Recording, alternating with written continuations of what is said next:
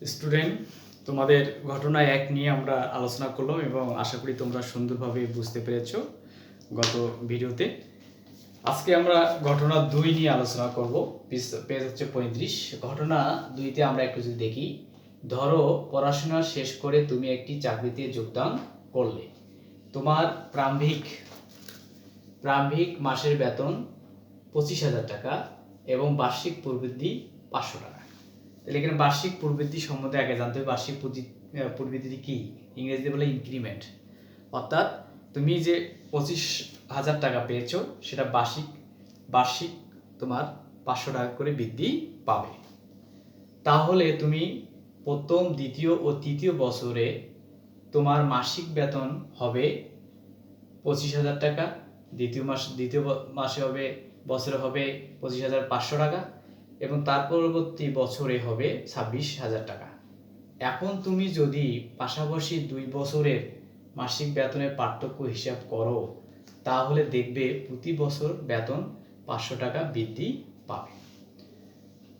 আচ্ছা, এই দুটি ঘটনা বা উদাহরণের মধ্যে কোনো বৈশিষ্ট্য লক্ষ্য করেছো? এই দুটি ঘটনা কি? মানে ঘটনা হচ্ছে আগের ঘটনাটা 1 এবং ঘটনা 2, এই দুটার মধ্যে কোনো বৈশিষ্ট্য লক্ষ্য করেছো কি? বৈশিষ্ট্যগুলো নিচের খালি ঘরে লেখো। তার মানে এই যে বক্স খালি ঘর, এই খালি ঘরে তোমাদের এই বৈশিষ্ট্যগুলো লিখতে হবে এবং এই বৈশিষ্ট্যগুলো তোমাকে যখন স্যার বলবে যে ফাঁকা ঘরের বৈশিষ্ট্যগুলো তুমি লেখো, তখন তোমাকে লিখে স্যারকে জমা দিতে হবে এবং স্যার এই জায়গায় কি করবে? মূল্যায়ন করবে। তার মানে এটা খুব একটা সুন্দর একটা ইম্পর্টেন্ট আমাদের কাজ, যে কাজটা না যদি আমি মূল্যায়ন করি বা তোমার স্যার যদি মূল্যায়ন করে, তাহলে তুমি সুন্দরভাবে এখানে মার্কসটা পেতে পারো। তাহলে আশা করি তোমরা আগের যে ঘটনা, যে ধারা, যে অনুক্রমটা আমরা পেয়েছি, সেম এই অনুক্রমটিও আমি একটু সাধারণ আলোচনা করি। এখানে কিন্তু অনুক্রমের কাজগুলো করতে বলা হয়নি, কিন্তু তুমি যদি অনুক্রমটা ধরতে না পারো, তাহলে এটার সঙ্গে তুমি কি করতে পারবা? তুলনা করতে পারবা না। তাহলে দেখো, এখানে বলা হচ্ছে প্রথম, দ্বিতীয় ও তৃতীয় বছরে। তাহলে প্রথম, দ্বিতীয় ও তৃতীয় বছরে তার মাসিক যে অনুক্রমটা সেটা আমরা আগে দেখি। ঘটনা 2 সমাধান। তাহলে এখানে প্রথম বছরে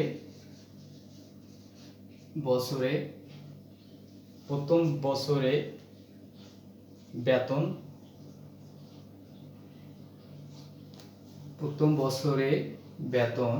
মাসিক বেতন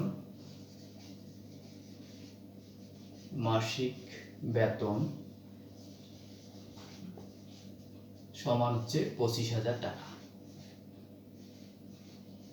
তাহলে তুমি প্রথম বছরে কত টাকা পাচ্ছ? 25,000 টাকা। দ্বিতীয় বছরে তার প্রবৃদ্ধি ছিল, মানে বেতন বাড়বে কয় হাজার টাকা? কত টাকা?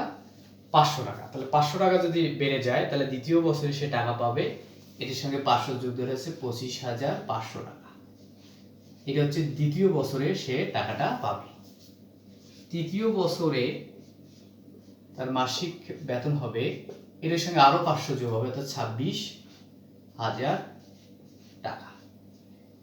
এই যে টাকাটা হলো, এই টাকাটা যদি আমি অনুক্রমটি লিখি, যে অতএব মাসিক বেতনের অনুক্রম,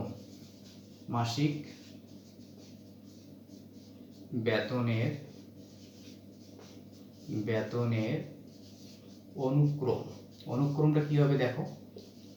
অনুক্রম সমান প্রথমে হচ্ছে 25,000 টাকা। কত হাজার টাকা? 25,000 টাকা।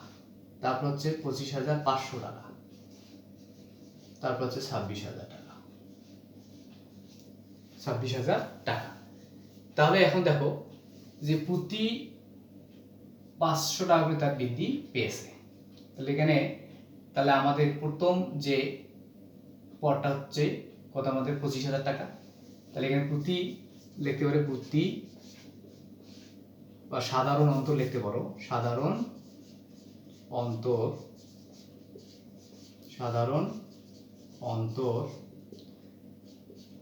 500 টাকা। 500 টাকা। তাহলে সাধারণ অন্তর বা প্রতিপদে পার্থক্য। তাহলে ঘটনা 1 আমরা দেখছিলাম যে ওই ঘটনা 1 প্রতিপদের যে পার্থক্য ছিল কত? 2।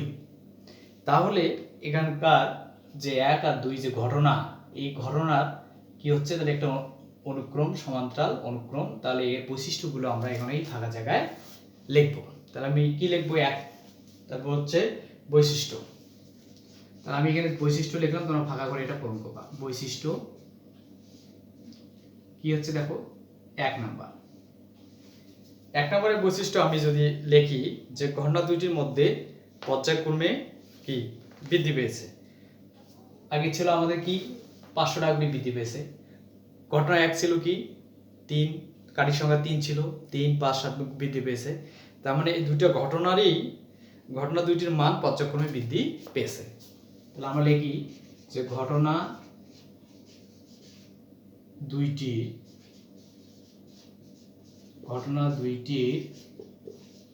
মান বৃদ্ধি পেয়েছে, পর্যায়ক্রমে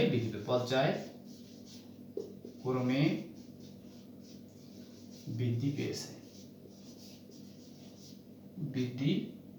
পেয়েছে।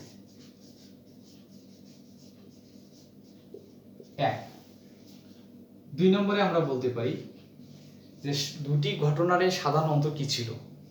পার্থক্য একই ছিল। দুটি ঘটনারই একটি পদ থেকে আরেকটি পদের পার্থক্য এক ছিল, অর্থাৎ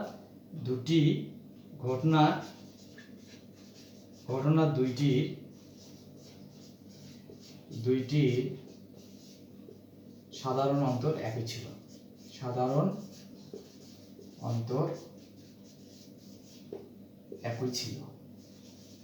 একই ছিল। 3 নম্বর লিখতে পারো ঘটনা দুইটি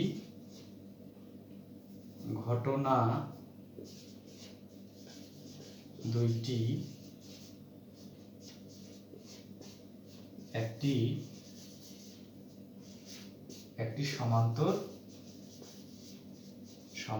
অনুক্রম। এটা হচ্ছে আমার ঘটনার দুইটি সাধারণ বৈশিষ্ট্য। তাহলে আমরা দেখতে পেলাম যে ঘটনা 1 এবং ঘটনা 2 এর যে বৈশিষ্ট্য সেগুলো হচ্ছে ঘটনা দুইটির মান পর্যায়ক্রমে বৃদ্ধি পেয়েছে। মান কি পর্যায়ক্রমে বৃদ্ধি পেয়েছে? 1 নম্বর, ঘটনা দুইটির সাধারণ অন্তর একই ছিল, মানে ওর সাধারণ অন্তর আর এর সাধারণ অন্তর কি ডিফারেন্সটা একই ছিল। ঘটনা 3 নম্বর, ঘটনা দুইটি একটি সমান্তর অনুক্রম। দুইটি ঘটনাই ছিল একটা সমান্তর অনুক্রম। এই ছিল আমাদের 2 নম্বর যে ঘটনা, 2 নম্বরের ঘটনা এবং তার বৈশিষ্ট্য লেখা সেটা আমরা লিখেছি এবং তোমরা সুন্দরভাবে এই বক্সের ভিতরে লিখবা এবং স্যার যখন যাবে তোমরা এটা জমা দিবা। এটা একটা মূল্যায়নের জায়গা। আশা করি তোমরা এই মূল্যায়নটা ভালো করতে পারবা। Thank you.